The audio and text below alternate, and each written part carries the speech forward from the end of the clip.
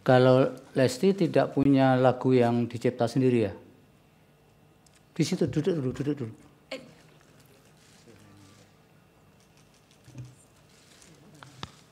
Punya lagu ciptaan sendiri tidak? Punya, Pak. Seperti apa lagunya coba? Biar kami dengar. Kalau yang lagu lain jangan dinyanyikan, karena sedang disengketakan kan. Kalau ciptaan sendiri kan boleh. Coba satu bait aja. Angin, sampaikan padanya betapa rindu ini menyiksaku. Sungguh jangan tepuk ya. heningnya malamku bertemankan sepi dan dirundung sedih. Ini judulnya apa? Angin, Pak. Angin. Angin. Oh. Kalau Semi yang ciptaan sendiri ketika di Krispati kan ada lagu yang bagus itu. Tapi yang ciptaan Semi sendiri kebetulan loh. Yang di lagu di Krispati saya menciptakan ada beberapa lagu tapi dengan gitarisnya. Tapi memang waktu itu keputusan memang kita pilih supaya tidak ada potensi untuk saling berdebat. Kita pilih lagu yang dituakan di dalam band yaitu Saudara Badai. Yang selama ini tidak pernah dipersoalkan. Yang selama kalau ini Semi menyanyikan. Saya merasa tidak pernah dipersoalkan Yang Mulia karena saya tahu banget lah ini mantan rekan kerja saya Saudara Badai ini hatinya nggak begitu gitu loh. Tapi ya sudah sekarang dinyanyikan dulu. Yang mana itu lagunya? Yang netral ya. Saya lupa lagi lagunya karena udah lama Yang Mulia. Gimana nanti publik kalau yang menyanyikan saja sudah lupa? Iya. Kan saya bisa latihan dulu Yang Mulia. Kalau di request. Yang ingat supaya. Oke, yang ingat aja ya.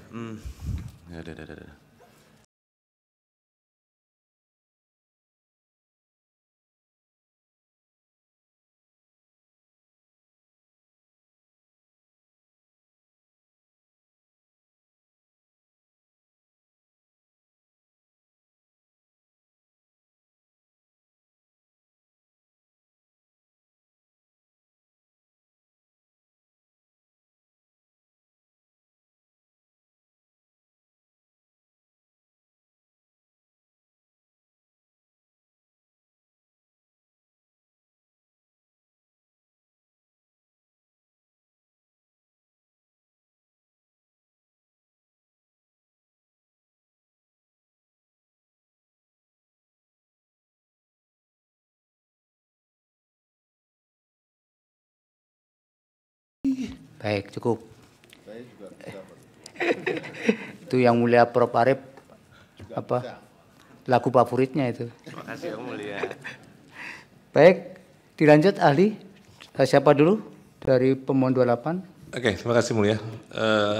Yang pertama mungkin Ibu Laurencia Andrini, SH LLM PhD. Silakan Ibu, 10 menit waktunya nanti bisa ditambah jika ada. Baik, terima kasih Yang Mulia atas waktunya.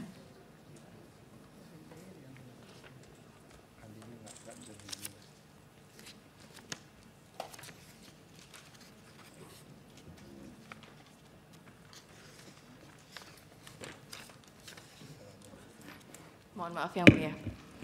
Baik, selamat siang Yang Mulia Majelis Hakim yang saya hormati serta hadirin yang saya hormati. Saya Laurencia Andrini, pada kesempatan ini izinkan saya menyampaikan pendapat hukum saya sebagai ahli hak cipta. Ada dua hal yang ingin saya sampaikan pada kesempatan ini. Yang pertama terkait dengan landasan filosofis hak cipta itu sendiri. Secara filosofis, hak cipta dilandasi oleh labor theory yang diperkenalkan oleh John Locke. Labor theory menjadi dasar pemberian hak eksklusif sebagai imbalan atas sebuah karya cipta yang diciptakan.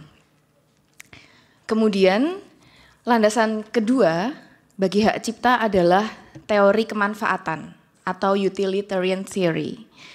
Dalam hal ini, teori kemanfaatan diperkenalkan oleh Jeremy Bentham yang menyatakan atau mendasari argumen bahwa hak cipta diberikan untuk mendorong penciptaan dan penyebaran karya cipta yang pada akhirnya akan bermanfaat bagi masyarakat secara luas.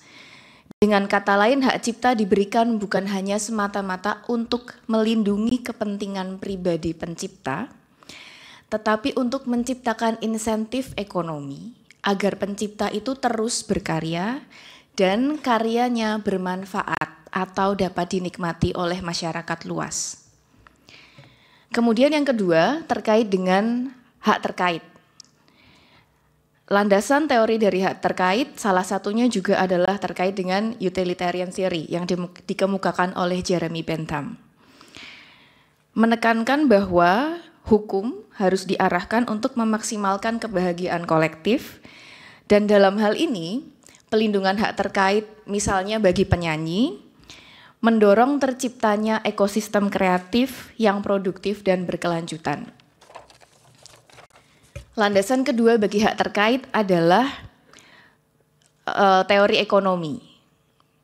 Dalam pandangan Bernd Hugenholtz, seorang ahli hak cipta, hak terkait dibenarkan sebagai bentuk pelindungan terhadap investasi dan risiko finansial yang dikeluarkan oleh para pelaku industri hiburan dan penyiaran. Seorang penyanyi misalnya, memberikan interpretasi kreatif atas sebuah lagu. Penyanyi berlatih, penyanyi menampilkan yang terbaik secara profesional untuk menghasilkan pertunjukan yang bernilai ekonomi. Karena kontribusinya yang penting tersebut, maka penyanyi juga perlu dilindungi melalui hak terkait, agar penyanyi tetap dapat menyampaikan sebuah karya yang sampai ke publik pada akhirnya. Dalam melihat hubungan antara hak cipta dan hak terkait, kita dapat mengacu pada WIPO, Guide to the Copyright and Related Rights Treaties, yang menyatakan bahwa the subjects of protection of copyright and related rights are different, and thus copyright and related rights are independent from each other.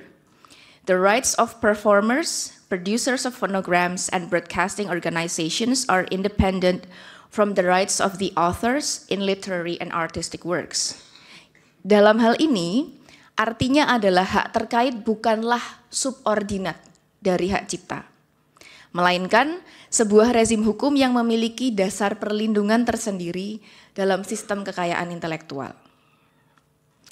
Selanjutnya saya akan menyampaikan beberapa poin terkait dengan pasal-pasal yang dimohonkan pada kesempatan ini.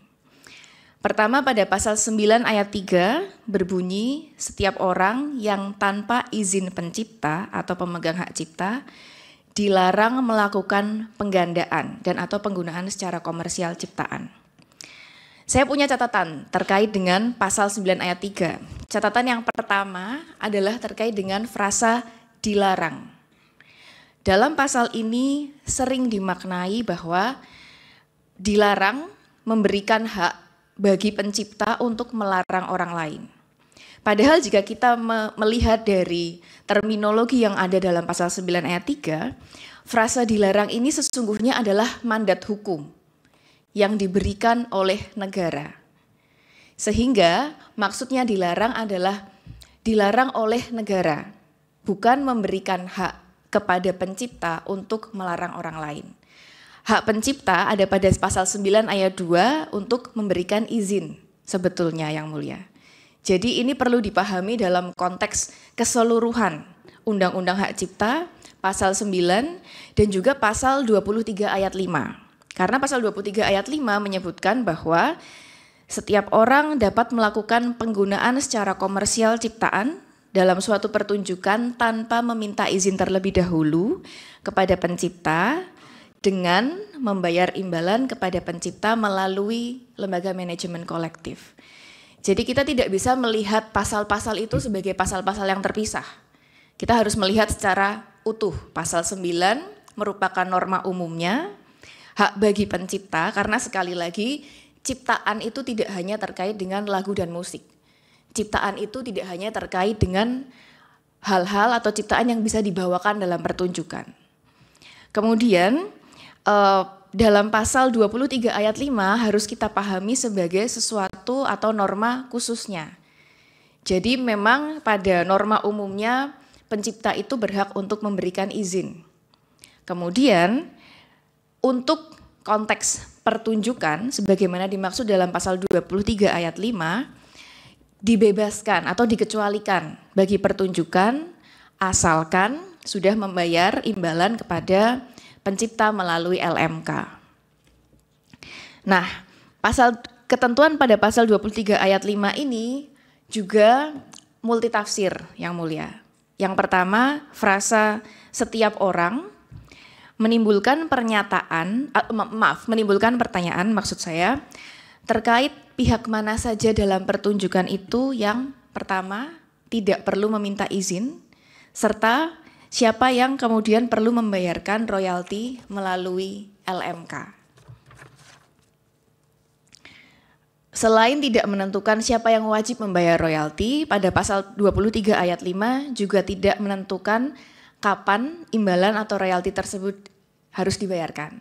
Kita sudah mendengar kesaksian dari Saudara Lesti bahwa kadang-kadang setlist itu berubah di sebelum penampilan. Sehingga kita tidak tahu harus membayarkan royalti kepada siapa karena lagunya pun juga berubah. Nah, ini multitafsirnya, kemudian ada pertanyaan atau polemik. Apakah kemudian royalti harus dibayarkan sebelum atau dibayarkan setelah? Nah, jawabannya tidak ada dalam Undang-Undang Hak Cipta sayangnya. Adanya dalam peraturan pemerintah pasal 10 ayat 3 PP nomor 56 tahun 2021 yang menyatakan bahwa pembayaran royalti dilakukan segera setelah penggunaan secara komersial lagu dan atau musik. Jawabannya ada di situ sebetulnya yang mulia. Kemudian saya juga ingin menyoroti pasal 81 Undang-Undang Hak Cipta terkait dengan lisensi kolektif. Keberadaan sistem lisensi kolektif ini merupakan salah satu kemajuan yang diusung oleh Undang-Undang Hak Cipta tahun 2014.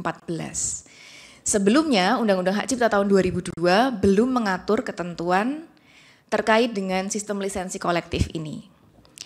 Menurut Daniel Gervais, latar belakang dari pengaturan lisensi kolektif tersebut adalah demi menjamin pendistribusian royalti yang lebih transparan dan efisien, serta pelindungan hak dalam konteks penggunaan masif di ruang publik. Pasal 81 Undang-Undang Hak Cipta berbunyi kecuali diperjanjikan lain, pemegang hak cipta atau pemilik hak terkait dapat melaksanakan sendiri atau memberikan lisensi kepada pihak ketiga untuk melaksanakan perbuatan intinya adalah eksploitasi secara ekonomi. Makna frasa kecuali diperjanjikan lain pada pasal 81 Undang-Undang Hak Cipta sejatinya mengindikasikan kebebasan berkontrak sesuai dengan hukum perdata di Indonesia. Artinya para pihak bebas menentukan pelaksanaan hak ekonomi terhadap ciptaannya. Namun demikian, menurut Profesor Subekti, asas kebebasan berkontrak ini tidak bersifat absolut, melainkan tetap dibatasi oleh kepatutan, ketertiban umum, dan juga peraturan perundang-undangan itu sendiri. Dalam konteks pemanfaatan lagu dan atau musik, asas kebebasan berkontrak ini dibatasi oleh beberapa ketentuan khusus dalam Undang-Undang Hak Cipta. Salah satunya adalah pasal 23 ayat 5 dan juga pasal 87 terkait dengan penggunaan musik atau lagu dalam layanan publik yang bersifat komersial yang royaltinya dipungut melalui lembaga manajemen kolektif.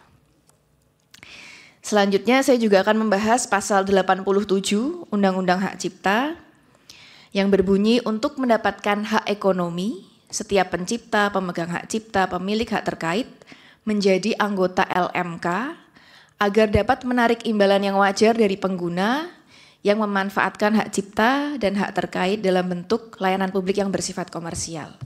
Layanan publik yang bersifat komersial ini juga tidak didefinisikan dalam Undang-Undang Hak Cipta. Kalau kita mau melihat apa contohnya, kita bisa mengacu pada peraturan pemerintah nomor 56 tahun 2021, termasuk pemutaran di dalam lobi mall misalnya, di hotel, kemudian pertunjukan atau konser musik, kemudian pertunjukan dalam seminar yang bersifat ekonomi, itu ada dalam PP, tidak ada dalam undang-undang. Ketentuan pada pasal 87 ini menjadikan dasar hukum bagi sistem lisensi kolektif dalam praktik pemungutan royalti, terutama dalam penggunaan lagu dan atau musik di ruang publik. Mungkin Yang Mulia juga bertanya-tanya, atau kita semua bertanya-tanya, mengapa diperlukan lembaga manajemen yang khusus untuk mengelola royalti atas musik dan lagu, bukan atas ciptaan yang lain dalam konteks LMK di Indonesia ini? Alasan yang pertama, penciptaan musik dan lagu itu melibatkan banyak pihak dengan bermacam-macam peran. Seperti yang sudah disampaikan tadi, ada penulis lirik, ada penata musiknya, ada penyanyinya, ada produser rekamannya, dan publisher. Kemudian, lagu sebagai intangible assets atau benda tidak berwujud, itu berbeda dengan properti yang berwujud. Kalau kita punya kendaraan bermotor, misalnya Yang Mulia, hanya punya satu, tidak bisa kendaraan itu saya pakai, kemudian ahli lain pakai. Saya bisa menggunakan itu satu sendiri. Tetapi lagu sebagai intangible assets dimungkinkan untuk digunakan secara masif, di mana saja. Saat ini mungkin bisa diputar, di saat yang sama mungkin bisa diputar di mall satu, kemudian diputar di mall yang lain, dibawakan dalam sebuah pesta pernikahan misalnya. Jadi penggunaan lagu secara masif dan berulang-ulang itu butuh mekanisme yang efektif agar penggunaannya dapat dimonitor oleh pencipta. Itulah yang mendasari mengapa kita punya atau diharapkan adalah peran dari lembaga manajemen kolektif ini yang berperan. Jadi tidak kemudian satu-satu untuk meminta izin seperti itu, tetapi sudah dilaksanakan secara kolektif melalui lembaga manajemen kolektif. Dalam pasal 87 yang ingin saya soroti adalah frasa imbalan yang wajar, karena ini juga sebenarnya multitafsir, dapat ditafsirkan dengan berbagai macam cara, dan sebetulnya Indonesia sudah memiliki surat keputusan Menteri Hukum dan HAM nomor 2.OT.03.01/02 tahun 2016 tentang pengesahan tarif royalti untuk pengguna yang melakukan pemanfaatan komersial ciptaan dan atau produk hak terkait musik dan lagu. Peraturan ini menetapkan besaran tarif royalti untuk berbagai jenis penggunaan komersial. Sayangnya dalam Undang-Undang Hak Cipta tidak merujuk langsung pada ketentuan yang ditetapkan oleh Menteri Hukum dan HAM tersebut. Saya memahami bahwa undang-undang tidak dapat mengatur secara terlalu rigid atau secara terlalu teknis untuk memberikan ruang fleksibilitas terhadap perkembangan zaman, teknologi, dan praktik bisnis. Namun dalam konteks pasal 87 tidak adanya rujukan eksplisit terhadap peraturan pelaksana seperti keputusan Menteri tersebut, menciptakan ruang tafsir yang lebar mengenai apa yang dimaksud dengan imbalan yang wajar. Waktunya Ibu. Oke. Langsung kesimpulan saja. Oke, baik. Sebagaimana dikemukakan oleh Profesor Jimli Asidiki bahwa penafsiran terhadap peraturan perundang-undangan yang berlaku harus memperhatikan keseluruhan sistem hukum dan asas-asas yang berlaku. Pasal-pasal dalam Undang-Undang Hak Cipta tidak dapat dipahami secara terpisah dari keseluruhan pengaturan dalam undang-undang tersebut maupun dalam peraturan pelaksanaannya. Perlu dipahami bahwa norma umum yang berlaku bagi seluruh ciptaan dan mana norma khusus yang berlaku untuk jenis ciptaan atau pemanfaatan ciptaan tertentu, misalnya pertunjukan. Tujuannya adalah supaya baik pencipta maupun pelaku pertunjukan sama-sama mendapatkan kepastian hukum, kemanfaatan, dan juga keadilan. Demikian saya sampaikan. Terima kasih Yang Mulia. Baik, terima kasih.